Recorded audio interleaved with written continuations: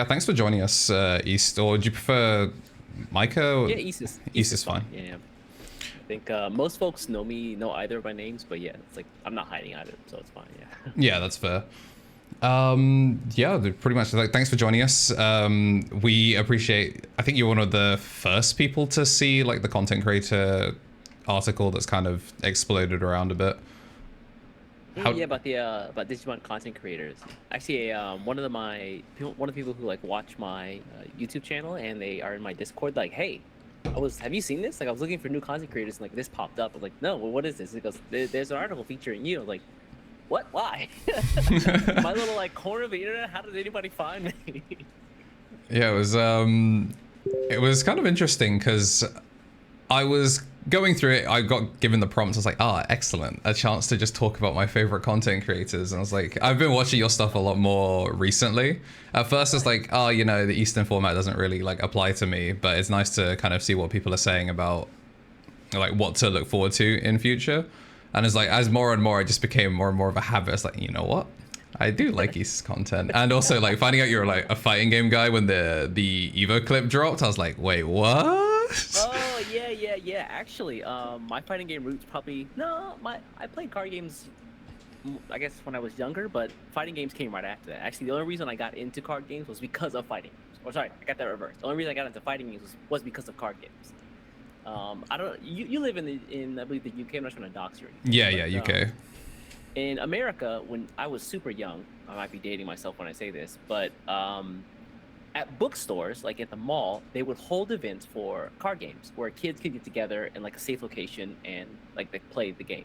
So they did that for Pokemon, they did it for Yu-Gi-Oh, and that's where I kind of got my start. I like was walking through the bookstore one day with my mom, like, holy crap, they're playing Pokemon.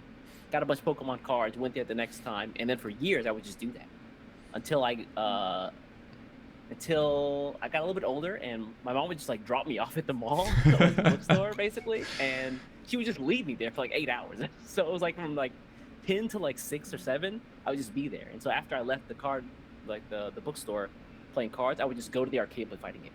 I played Third Strike, I played CVS 2, I played Marvel, even though I was awful at it. But yeah, I've run the gambit, man. Yeah, that's sick. Yeah, I'm a fighting game guy myself. Like, I'm a little bit out of it, switching to commentary a lot more now. Oh, Like, I wasn't super into Strive. I played Nago at launch, like before they made him whack. Come on. I don't know. I come from air dashes, so like playing a big slow character that doesn't like has to pay 50 meter to air dash is not it. Okay, fair. Yeah. All right. Yeah. You've changed. Yeah. Like I started with I think KI in uni, and then I played a little bit of Dragon Ball Fighters, and then BB Tag was where I started like playing fighting games properly, seriously. BB Tag was where you got your start? Yeah, I know. That game is dirty. It's just dungeon behavior. It's so That fun. game is demon, bro. The mix-ups in that game are wild. I don't play that game because I don't want to get hit by that stuff. Like I don't want to be on someone's highlight reel, you know? Yeah, you get mixed 3 times or die off of like, oh, you DP happens. Yeah. Yeah, like Susanoo Akihiko is not a real team. I'm sorry, man. But yeah, I think like card games was I started. So did you start in SR 1.5 or I guess 1.0 in Japan? Actually, I guess that's a good question. Did you start in Japan or did you start with English format? I actually started in Japan.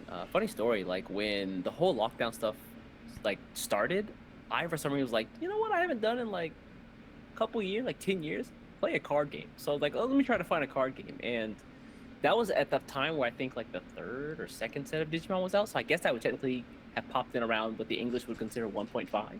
Okay. You guys got the first 3 sets as like split into 2. Yeah. Which is kind of weird, but yeah. And I basically picked it up because the game was, like brand recognition, right? Oh, I've seen Agumon before when I was a kid, and then I see it again here, so I tried it out. And also, it was dirt cheap in Japan. Like starter decks were less than $5. Wait, really? Yeah, started like in Japan, the Digimon card game is dirt cheap, like stupid cheap. Like I can't stress that point enough. Like one of the reasons that's so easy to pick up and play, and why people like just try it out, is because the barrier to entry is so low. That's insane. Like we play in one of the more expensive stores in the UK, so like, Whoa. ugh, we're fighting Yeah. tooth and nail out here for a booster pack. Sometimes your experience is you rock up, you're round one store champ, round two store champ, round three store champ on a bad day. I'm like, okay, Good lord. why did I show up? I'm sorry. It's all right though. Well, We've hopefully you got your hands on some good stuff. What did you hop into the game with? I started BT8 because Oh, I okay. when I was younger I played Vanguard. Like I played Yu-Gi-Oh for a bit, didn't really take it seriously. Played Vanguard like Hmm. kind of as that was starting, and spent Okay. so much money with my brother, and kind of like swore off card games when I went to uni and was broke. And That's fair. then I No college think student yet. people were trying to drag me back in for because like I'm a big Digimon fan, always have been, and they were like, "Oh, you Yeah. should play Digimon. You should play Digimon." I was like, "I'm not touching a card game." They put Vmon and they put Armors in the game, and I'll play. And then BT8 happened, and now I'm just Oh, dude, down the that's rabbit right when hole. it happens too. DNA, Digivolve, Chimeramon, and all the other like blue, yellow, Shakomon, all that came out right then. Oh, Yeah, I they got you. paid. They timed that one, bro. I first time buying stuff off of like Card Market and stuff. The second hand market, I paid a crisp fiver for a Flame Dramon. It's like, ooh, Ooh, ugh, never again. ooh. But Yeah, yeah, I have no understanding of how like the card market stuff works in the West. I go home once a year, and the locals, like the locals around me, I live in a pretty small town in South Carolina, but the locals around me, they're kind enough to let me actually use Japanese cards. So what I'll do is when I go home, I'll like take a deck and like fit it for what the English format is then. So basically, just like remove like the first or like the current like two sets, and I'll just play it like my locals in the states. So I've done it once, and it was kind of nice because nobody knew who I was. Like I wasn't that big. In fact, I'm still not that big, but uh, my channel was almost non-existent when I went back last year, and now like people who are at those locals hit me up in Discord like, "Hey, weren't you that same guy who was at our card show last Christmas?" I'm like, maybe I might have been, yeah. that's pretty But yeah, cool. it's super nice. What do you say is one of the biggest differences, like observable from playing in the East versus playing in the West? Would you say? Ooh, biggest differences? Do you mean like in person or like I the guess overall approach to community? the game and deck building. Like when we look at like as Westerners, when we look at some of like the Eastern stuff and like back when it's like best of one format, just like ride or die every time, we'd say like some of these decks are just built like you can hear the protagonist music in the background as you draw the exact one of you need. Like there is no consistency in some of the lists we were looking at, but like when you actually like play seriously and as the things have changed, if you say there's like noticeable differences between how the East and West approach the game. This might be because of the group that I hang out with. I live pretty close to Akihabara here in Tokyo, Okay. and the group that plays Digimon Akihabara is they're really like kind-hearted, really great people. They really love the game, but they're also very serious about it. Okay. So, what's really interesting though is like even when a new person comes up, they'll never just like trash a deck. Like I think that I don't want to cast shade on like an entire half of the globe, but I feel like sometimes the West, like the sweats are a little too sweaty. Do you know what I mean? Like, so for example, I told the story a while back, but this guy came to locals, and it was his first time ever coming to locals here for Digimon, and I'm playing like Agumon, which is like at that time like a tier one deck, and he's learning how to play the game with like a really complicated deck that's like purple yellow Mastimon. Right. And basically, like Mastimon, you have to have like a big brain, and you kind of have to like think of like a labyrinth, like how to get out of labyrinth to get to like your boss monster to win the game. And I'm like, there's no way this guy is gonna like. He's sitting there like trying to like he's reading his cards in front of me, like, okay, what does this one do? What does this one do? I think in some places people just like beat his ass and take the win, but like the guys that I know will they'll sit down and they'll like purposefully like drag the game out so the guy learns how to play the game.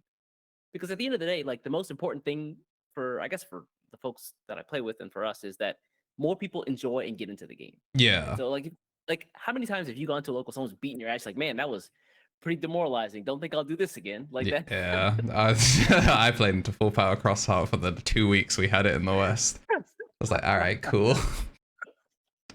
Also, yeah, I do wish that I guess another change or another big difference is I wish that Bandai would not so quickly limit cards. I know that that's pretty big for the folks in the West because like you guys see like how strong something is looking at like Japan results or like Asia results, and then it comes out and like 2 weeks later it just evaporates off the ban on the ban list, right? So people who actually invested in the game, like I know I've heard multiple stories where people will go in and they'll like pre-buy or like buy singles for cards coming out, and then the cards like 2 weeks later get banned or restricted, and you're like, all that money just evaporates in my Yeah, it's fingers. pretty rough. With I don't think it was Ultimate Cup, but one of our regionals, the global ban list dropped like 2 days before.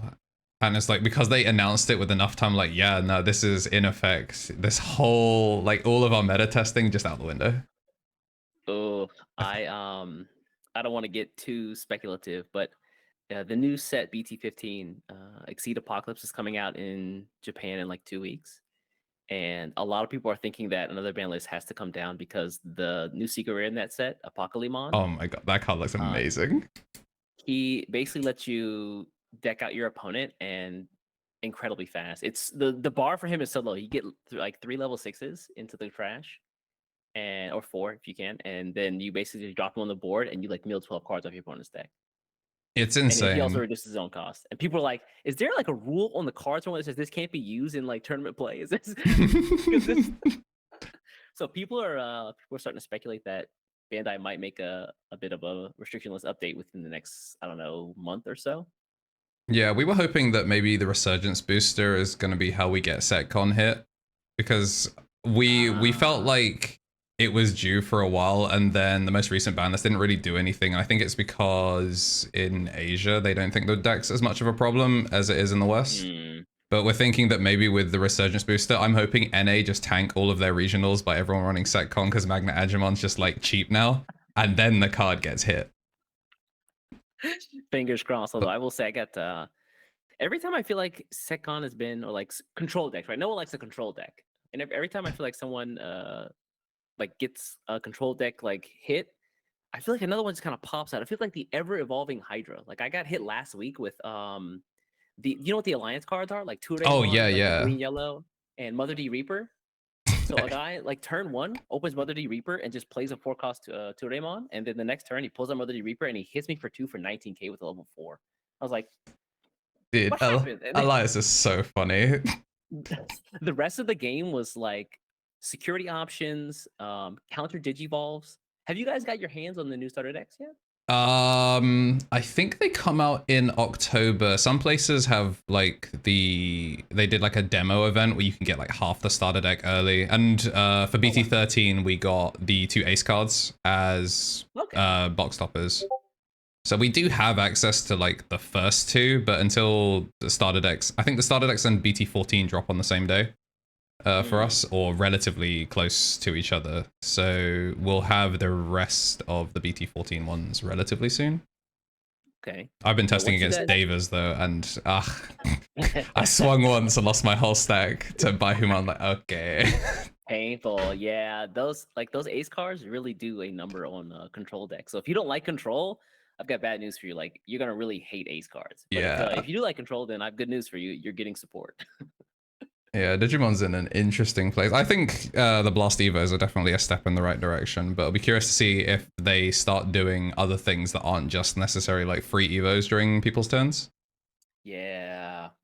Like the like you mean like the Blast Digivolve mechanic where yeah, like hey, it's your turn, but thanks. It'd be cool to see like counter for other things, because like they've clearly like separated them into 2 different things with like the whole timing, so there's definitely wiggle room to do other things with it. Have you played their game? You ever play the game Battle Spirits? I haven't. One of my friends has been playing it. I've been like kind of loosely following the scene, but it's not doing too well in the UK. Like a lot of our regionals are like 30 people. It's like, okay. Like the less about the community, but just more on the mechanics. It feels like this is just my personal opinion. So I'm not speaking truth or anything, but it feels like over the past 2 sets, the balance director or the balance team or something has changed, where the game the counter timing is really similar to the counter timing in Battle Spirits. And so my feeling is that what's going on, Tamers? So what you just watched was a short part of the full interview that I did with the fine folks over at esports.net. We talked at length about the Digimon card game, content creation as a whole, my thoughts on the East versus the West, and a lot of other fun topics as well. If you'd like to watch the full interview, I'll put a link somewhere to their article page on the screen somewhere. I'll figure it out when I'm uploading this to YouTube, but I'll also put it in the description below so you can find a link there as well. Also, if you're short on time, they did a written summary detailing some of the highlights of the full interview, so you can check that out on their article page as well. Also, I just want to give a heartfelt thank you to the folks over at esports.net who actually reached out to me to set this whole thing up. Sophie, Andrew, you guys are awesome, and I just appreciate you guys giving me a little bit of a bigger megaphone to express the things that I love in the form of Digimon, fighting games, and card games as a whole. So again, yeah, thank you very much. Anyways, folks, I'm going to get out of here. Before you get out of here, do me a favor, hit the subscribe button, and I'll catch you in the next one. Take care.